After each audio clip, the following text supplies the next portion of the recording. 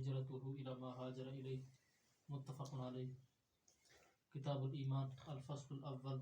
عن عمر بن الخطاب رضی اللہ عنہ قال بينما نحن عند رسول الله صلى الله عليه وسلم ذات يوم إذ طلع علينا رجل شديد بياض الثياب شديد سواد الشعر لا يرى عليه أثر السفر ولا يعرفه منا أحد حتى جلس إلى النبي صلى الله عليه وسلم فأسند ركبتيه إلى ركبتيه ووضع كفيه على فخذيه وقال يا محمد أخبرني عن الإسلام. قال الإسلام أن تشهد أن لا إله إلا الله وأن محمد رسول الله وتقيم الصلاة وتؤتي الزكاة وتصوم رمضان وتحج البيت إن استطعت إليه سبيلا. قال صدقت. فعجبنا له يسأله ويصدقه. قال فأخبرني عن الإيمان. قال أن تؤمن بالله وملائكته وكتبه ورسله واليوم الآخر وتؤمن بالقدر خيره وشره. قال صدقت. قال فأخبرني عن الإحسان. قال أن تعبد الله كأنك تراه فإن لم تكن تراه فإنه يراك. قال فأخبرني عن الساعة. قال ما المسؤول عنها بأعلم من السائل. قال فأخبرني عن أماراتها. قال أن تلد الأمة ربتها وأن ترى الحفاة العراة العالة العشاء يتطاولون في البنيان. قال ثم انطلق فلبست مليكا ثم قال لي يا عمر أتدري من السائل؟ قلت الله ورسوله أعلم. قال فإنه جبرائيل أتاكم يعلمكم دينكم. رواه مسلم ورواه أبو هريرة مع اختلاف وفيه وإذا رأيت الحفاة العراة الصم البكم ملوك الأرض في 5 لا يعلمهن إلا الله. ثم قرأ إن الله عنده علم الساعة وينزل الغيث الآية متفق عليه.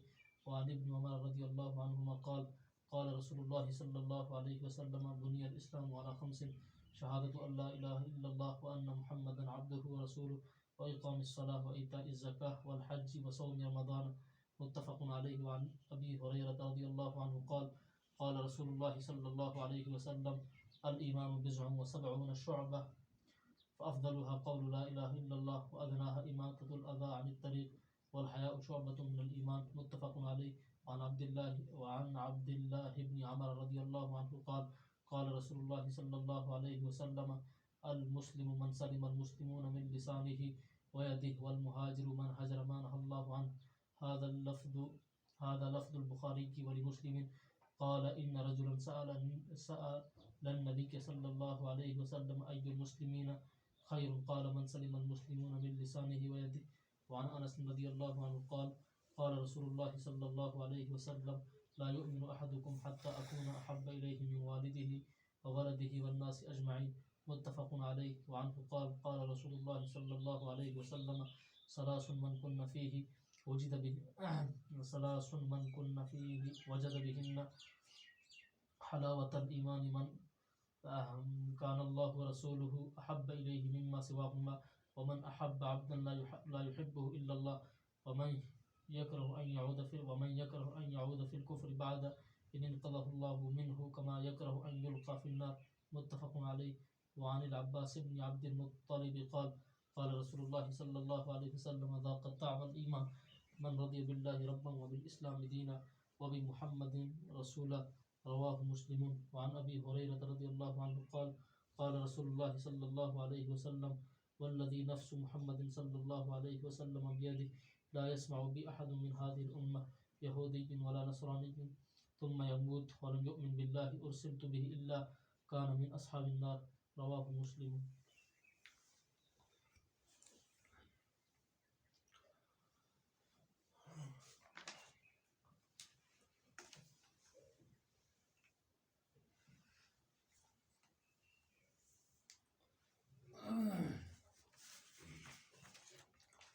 الحمد لله رب العالمين والصلاة والسلام على سيد الأنبياء والمرسلين محمد وعلى آله وأصحابه أجمعين. أما بعد فأعوذ بالله من الشيطان الرجيم. بسم الله الرحمن الرحيم. فإن أصدق الحديث كتاب الله وأحسن الهدي هدي محمد صلى الله عليه وسلم وخير الأمور عوازمها وشر الأمور محدثاتها وكل محدثة بدعة وكل بدعة ضلالة وكل ضلالة في النار. عن عمر بن الخطاب رضي الله عنه قال قال رسول اللہ صلی اللہ علیہ وسلم انما الاعمال بالنیات وانما لامرئ ما نوى فمن كانت هجرته الى الله ورسوله فهجرته الى الله ورسوله ومن كانت هجرته الى دنيا يصيبها بامرأة يتزوجها فهجرته الى ما هاجر اليه متفق علیہ۔ بسم اللہ الرحمن الرحیم۔ کتاب کے خطبے کے ختم کرنے کے بعد احادیث پاک کا یہ سلسلہ شروع ہونے سے پہلے کچھ چیزوں کی وضاحت اور ان پر کچھ مختصر سا بیان ضروری ہوتا ہے۔ ان میں سے سب سے پہلے جو ہے علم حدیث کی فضیلت۔ یہ علم حدیث پڑھنے کی فضیلت کیا ہے؟ تو اس بارے میں جو احادیث آئی ہیں، پہلی حدیث جو ہے وہ ہے ان اول الناس بی یوم القیامت اکثر علی الصلاۃ،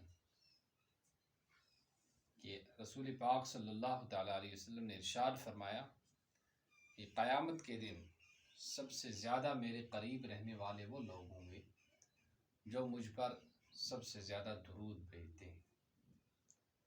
تو اس لحاظ سے محدثین ہیں اور وہ لوگ طلباء اور علماء ہیں جو اشتغال رکھتے ہیں حدیث کے ساتھ اور اپنا اوڑھنا بچھونا اسی کو بنائے ہوئے ہیں، وہ لوگ اس حدیث کی فضیلت کے زیادہ مستحق ہیں، اس لیے کہ وہی سب سے زیادہ درود پڑھتے رہتے ہیں۔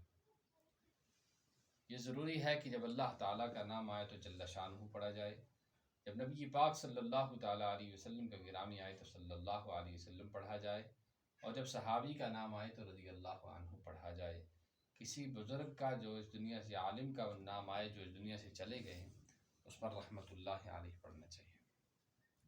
تو یہ جو ہے حدیث کی ایک حدیث، علم حدیث کی فضیلت میں یہ ہے، اور دوسری حدیث وہ ہے جس کو حضرت عبداللہ بن مسعود رضی اللہ تعالیٰ عنہ نے روایت کیا ہے کہ آپ صلی اللہ تعالیٰ وسلم نے فرمایا نظر اللہ عبدا سمع مقالتی فحفظها ووعاها ثم اتاها کما سمع، تو کہ اللہ تعالیٰ اس کے چہرے کو تر و تازہ رکھے جس نے میری حدیث کو سنا، پھر اس کو یاد رکھا، پھر اس کو اسی طرح سے دوسروں تک پہنچایا جیسے کہ اس نے سنا تھا۔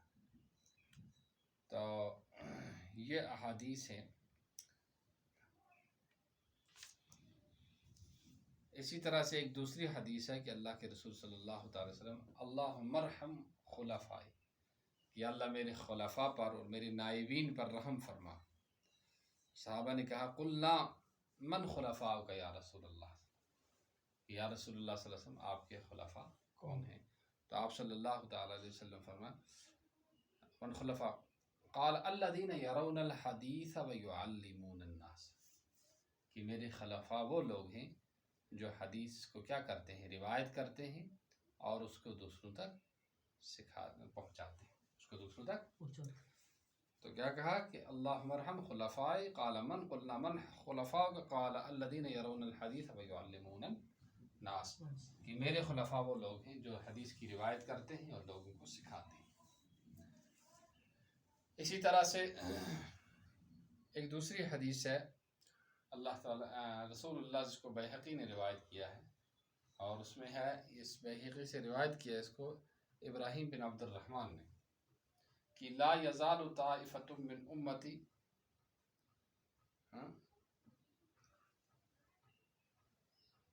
منصورین علی الحق، اور دوسری جگہ فرمایا ہے کہ یحمل ھذا العلم من کل خلف عدوله ينفون عنه تحریف الغالین وانتحال المبتلین وتأویل الجاہلین فهم على ذلك حتى یأتی وعد اللہ، کہ ہمیشہ ایک جماعت میری امت سے ایسی رہے گی جو غلو کرنے والوں کی تحریف کو دور کرتے رہے گی، اور باطل پرست فرقوں کا جو اس پر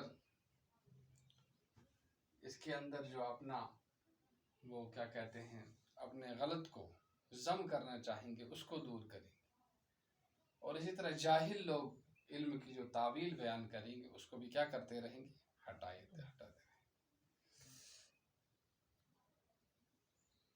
تو یہ آگے اسی طرح گویا کہ جو حدیث کے ساتھ اشغال رکھنے والے ہیں، جو اس کو روایت کرتے ہیں اور دوسروں تک پہنچاتے ہیں، تو ان کے عادل ہونے کی گواہی خود رسول اللہ صلی اللہ تعالی وسلم نے دی ہے۔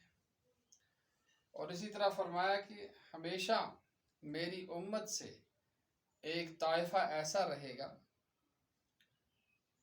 کہ ان کی اللہ مدد کرے، لا تزال طائفۃ من منصور اللہ یضرهم من خذلهم، کہ جو ان کی مدد نہیں کرے گا ہاں وہ ان کو کوئی نقصان نہیں پہنچا سکے گا یہاں تک کہ کیا قیامت قائم ہو جائے، قیامت قائم ہو جائے۔ اب جو ہے یہ ہے، اور فرمایا اسی طرح سے پھر حدیث کی جو علم حدیث جو ہے، علم حدیث دو طرح کا ہوتا ہے، روایت حدیث اور درایت حدیث۔ روایت حدیث یہی ہے کہ آپ صلی اللہ تعالیٰ علیہ وسلم کے اقوال کو نقل کیا جائے، ان کو یاد رکھا جائے، دوسروں تک پہنچایا جائے۔ اور درایت حدیث فرمایا ہوا علم ذو قوانین یعرف به السند والمتن، هو علم ذو قوانین یعرف به السند والمتن، یعنی سند اور متن کے بارے میں جو جانکاری جس علم سے انسان کو کیا ہوتی ہے، حاصل ہوتی ہے، اس کا نام کیا ہے، کیا کہتے ہیں، درایت حدیث۔ کیا ہے؟ درایت۔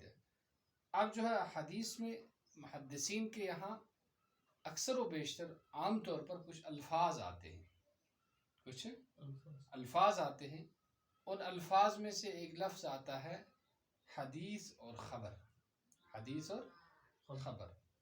تو ایک جماعت کا کہنا یہ ہے کہ حدیث اور خبر جو ہے یہ آپس میں مترادف ہے، یہ آپس میں مترادف ہے۔ البتہ فقہائے ما وراء النہر جو ہیں ان کا کہنا ہے کہ حدیث تو صرف جناب رسول اللہ صلی اللہ تعالی علیہ وسلم کے اقوال اور افعال کے ساتھ خاص ہے، اور خبر جو ہوتی ہے وہ کیا ہوتی ہے، وہ دوسرے لوگوں کے ساتھ، دوسرے لوگوں کے اقوال و افعال کے ساتھ، صحابہ ہو یا غیر صحابہ، ان کے ساتھ کیا ہوتی ہے، خاص ہوتی ہے۔ پھر اسی طرح دوسری چیز جو آتی ہے وہ ہوتی ہے حدیث اور اثر، حدیث اور اثر۔ اثر عام طور سے کیا کہتے ہیں، معانی الاثار، معانی الاثار ہے۔ اسی طرح سے ادعیۃ الماثورہ، تو اسی طرح اور جو ہیں اور بہت ساری کتابیں اثر کے نام سے، ان کا نام شرح معانی الاثار ہے، اسی طرح کتاب الاثار ہے۔ اب اس اثر کے معنی کے، اثر کے معنی میں وہی بات کہی گئی ہے کہ کیا ہے یہ خبر، حدیث اور خبر کیا ہے، یہ دونوں آپس میں